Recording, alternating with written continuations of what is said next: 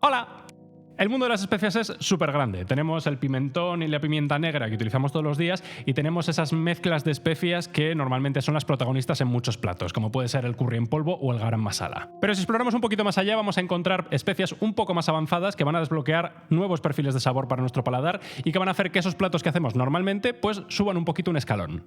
No hablo de especias que vas a tener ahí metidas y que nunca jamás vas a utilizar, solo las vas a poner una vez en una receta y ya está. Hablo de especias que vas a utilizar habitualmente y que van a hacer que tus comensales, cuando se metan el primer bocado a la boca, digan y levanten así un poco la ceja. En fin, vamos a ello. Permitidme, por cierto, la generalización de especias. No solo vamos a hablar de especias, también vamos a hablar de mix de especias y de hierbas aromáticas y de sazonadores, pero bueno, en el título no me cabe todo, así que lo llamo especias y ya está.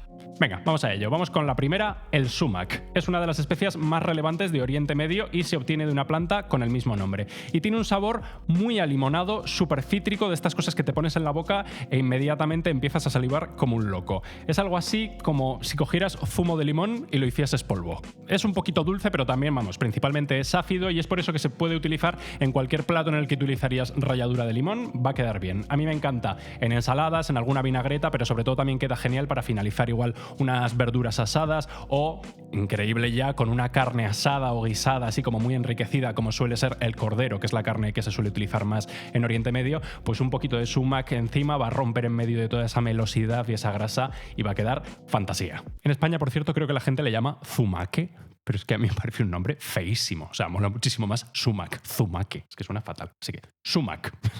Nos quedamos en Oriente Medio para hablar de la mezcla de especias más típica de la región y que seguro que si has visto alguna receta de Ottolenghi, la conoces. El zatar. El zatar es una mezcla de sumac, del que hablábamos ahora mismo, de hierbas secas que suelen contener tomillo, mejorana y orégano, de sésamo tostado y de sal. Si estás familiarizado con el furikake japonés, es más o menos lo mismo, pero con los sabores de esta región. Está muy bien para finalizar platos porque, además de que da mucho aroma por esas hierbas frescas que tiene, también le va a dar un poquito de crunch por el sésamo tostado y por la sal, que suele ser bastante gruesa, y siempre queda monísimo, por eso lo usa tanto nuestro querido Ottolenghi. Además tiene un sabor muy mediterráneo porque lleva todas esas hierbas aromáticas tan típicas de la cocina mediterránea y el sumac, que le da saborcito a limón, por lo que, a pesar de ser una especia avanzada en cuanto a que no es tan conocida, no va a ser difícil integrarla en los platos que ya estés haciendo, por ejemplo, pues con una carne a la brasa o con unas verduras también salteadas, un poquito de zatar por encima, o, increíble, por ejemplo, un hummus y un baba ganoush con muchísimo aceite de oliva y un poco de zatar por encima, o unas berenjenas recién asadas. En fin, pega mucho con lo que pegaría el sumac también, porque al final es un sumac como más potenciado. Vámonos al otro lado del globo terráqueo para hablar del chile en polvo, pero no me refiero a un chile en polvo tipo cayena y chile kashmiri que pica, me refiero a un chile tipo ancho o guajillo, que son chiles que no pican y que lo único que aportan es cuerpo, que aportan sabor, que hacen que todo sepa más, que lo elevan hacia arriba. Dan notas frutales, achocolatadas, terrosas. Es difícil de explicar lo que aporta un chile, pero la verdad es que es una pasada. Yo la verdad es que no lo había descubierto hasta hace poco, por eso lo meto en avanzadas, porque yo creo que se suele confundir o se suele cambiar por pimentón o por alguna cayena incluso, que no tiene nada que ver. El chile en polvo es para echar una cucharada o echar 2 cucharadas, echarlo en mucha cantidad, porque lo que va a hacer, ya te digo, es darle cuerpo al guiso. Bueno, si estás haciendo un chili con carne, echas directamente 4 o 5 cucharadas para que sea el auténtico protagonista.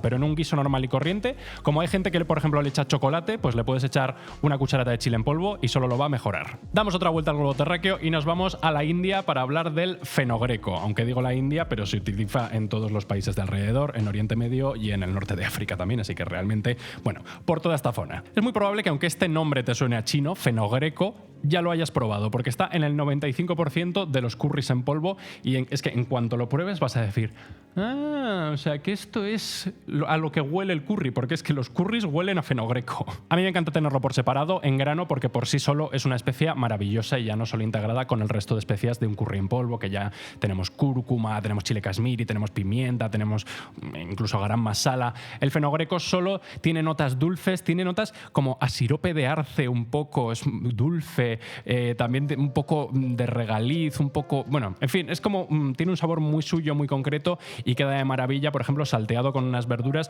Tengo una receta en El Comidista de una calabaza asada y salteada con fenogreco. para morirse. Es una maravilla. Puede que el hinojo no sea una especie avanzada para muchos de vosotros, pero lo cierto es que en España yo creo que no la conoce casi nadie, o por lo menos no se utiliza de forma habitual, como tampoco se utiliza el bulbo del hinojo, que en muchas partes del mundo se utiliza en un mogollón de cosas. Y aquí en España yo sí que lo empiezo a ver en algunos supermercados, pero no es la cosa más popular del mundo. Y además es raro que no se utilice en la cocina española porque se utiliza mucho, por ejemplo, en la italiana, que es muy afín en otras cosas, pero bueno, no sé, no se usa. En la italiana, pues por ejemplo, en la zona de Sicilia se utiliza para hacer muchísimas salsas de tomate, se inician con un poquito de hinojo, o también pues para sazonar carnes, por ejemplo, tengo una receta en el canal de porchetta, que es esta panceta de cerdo enrollada, asada, que queda crujiente por fuera, y por dentro la carne va sazonada con hinojo, con ajo, con chile en polvo, y queda de maravilla. Tiene un sabor como de regaliz, anisado, ahí a medio camino un poco, muy particular, muy característico y que queda de maravilla. Si has probado el bulbo de hinojo, que es el que es blanco y así se suele comer crudo, aunque también hay muchas recetas asándolo y guisándolo, es eso, pero muy potente. Las semillas tienen bastante más sabor y se utilizan simplemente para aportar ese sabor. Y digo que se usa en la cocina italiana, pero también se usa en un montón de cocina asiática. De hecho, yo creo que se utiliza más. En China está incluida en una mezcla de especias de la que hablaremos después. En la India es un componente del garam masala. En Vietnam se utiliza, por ejemplo, para hacer el caldo del pho, pues se utiliza junto a cilantro en grano y junto a unas cuantas más. En fin, que se utiliza en todo el mundo. Ten cuidado, eso sí, cuando utilices el hinojo, porque tiene un sabor muy potente y muy característico, como puede pasarle, por ejemplo, el cilantro fresco. Entonces, en el momento en el que te pasas, solo vas a ver a hinojo, como solo sabría a cilantro, una cosa a la que le echas medio kilo de cilantro. Hablábamos de África cuando hablábamos del fenogreco hace un momento, así que vamos a volver para allí para hablar de la que es la mezcla de especias responsable del 90% de los platos marroquíes y en general del norte de África, el ras el hanout.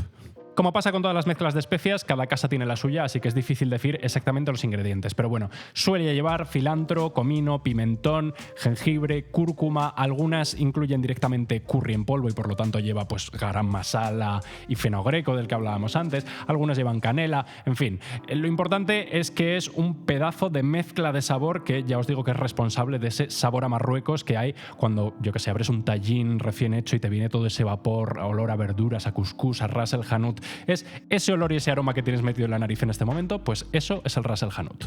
Una forma maravillosa de probarlo en su máximo exponente, yo creo, es la sopa harira, que es una de mis sopas favoritas del mundo, con una base de tomate, con legumbres, con fideos, una pasada, y junto al tomate el ras el hanout es el protagonista.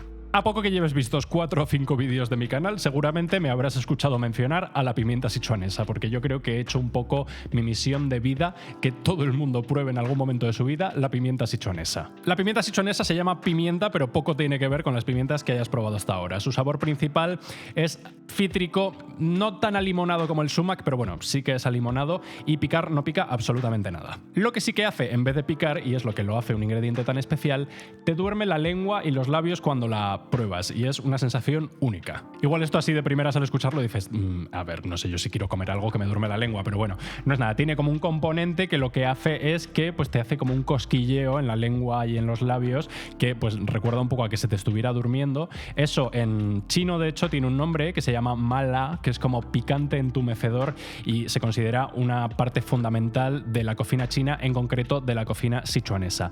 Y es una sensación que básicamente cambia la percepción de todos los sabores. O sea, de hecho el otro día un chico me dijo que la había probado por primera vez y hasta el agua le sabía diferente. O sea, es una experiencia única, la verdad, y por lo tanto yo creo que merece la pena que la compres, aunque solo sea para vivirla una vez.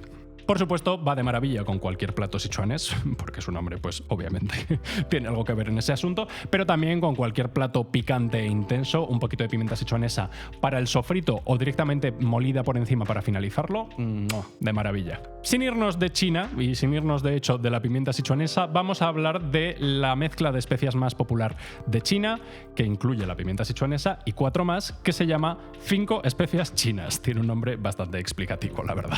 Tiene la pimienta sichuanesa, anís estrellado, canela, clavos y, otra de la que ya hemos hablado, hinojo. Es una maravilla de mezcla de especias porque contiene un poquito de todo. Tiene el dulzor y el calorcito de la canela y de los clavos, pero también tiene el aroma intenso tanto de los clavos como del hinojo, un poco del amargor de este último, del hinojo. Tiene también el mala, el picante entumecedor de la pimienta sichuanesa. En fin, es un poco una mezcla de todos los puntos para crear como una explosión de sabores. Es una mezcla muy equilibrada y que es el perfil de sabor de muchos platos típicos chinos que seguramente habrás habrás probado, como el pato a la pequinesa o del char siu o, bueno, en fin, de la salsa hoisin, por ejemplo, que también es muy típica, lleva muchas 5 especias chinas. En fin, es clave y se puede utilizar tanto en contextos dulces como en contextos salados. Merece la pena tenerla para ir echando un poquito. Sigamos. Seguro que has leído alguna vez una receta y has leído cardamomo verde y dices, ¿y por qué pondrán cardamomo verde? O sea, nadie dice canela marrón o perejil verde. Bueno, pues se dice porque efectivamente hay más tipos de cardamomos, en concreto cardamomo negro, que es ese cardamomo verde totalmente madurado y secado sobre un fuego abierto. Esto hace que su sabor cambie completamente, o sea, es una especia diferente totalmente del cardamomo verde y por lo tanto no son sustituibles. Lo primero que vas a notar cuando huelas el cardamomo es un sabor a humo profundísimo, por eso de que se seca encima de un fuego, o sea, es un sabor a humo súper intenso. Solo por esto ya merece la pena usarlo, por ese sabor a humo que le da tanta profundidad de sabor a cualquier guiso en el que lo utilizas. Pero luego además es que tiene un sabor muy suyo, que es un poco difícil de explicar, la verdad, sabe a cardamomo negro. Es una cosa como que lo hueles y a mí me recuerda un poco, no sé por qué, igual estoy equivocado, pero igual me recuerda un poco a carne dorada, a profundamente dorada, esas costras de la carne, y a madera un poco, a resina incluso. Es un poco raro. Siempre describir sabores y olores es un poco complicado porque dices, no sé yo si mi carne quiero que sepa a resina, pero bueno, luego sí que luego funciona, de verdad. En fin, es una especia muy especial, valga la redundancia. Se utiliza mucho en la cocina india, también es un componente indispensable del garam masala, pero también en la cocina china, en la vietnamita, y si lo quieres introducir en tu cocina, lo puedes meter en guisos de larga duración, que es donde más brilla, aunque también puedes infusionar un poco un aceite antes de un sofrito con un cardamomo negro. Bueno, una pasada, de verdad. Es de mis favoritas de esta lista, sobre todo porque es muy desconocida y es una pasada de especia. Otra mezcla de especias, pero en este caso nos vamos a Japón y vamos a hablar del Shishimi Togarashi, que en algunos sitios se le llama 7 especias japonesas, también un nombre bastante descriptivo. Lleva chili en polvo, yuzu en polvo, el yuzu que es un cítrico a medio camino entre el limón y la mandarina. Lleva jengibre en polvo, lleva pimienta sichuanesa, también para ese mala, lleva sésamo negro y sésamo blanco y ¿qué más lleva? Y alga nori en polvo, ese es el séptimo, aunque ya sé que habrá alguno ya sacando la pistola para apuntarme.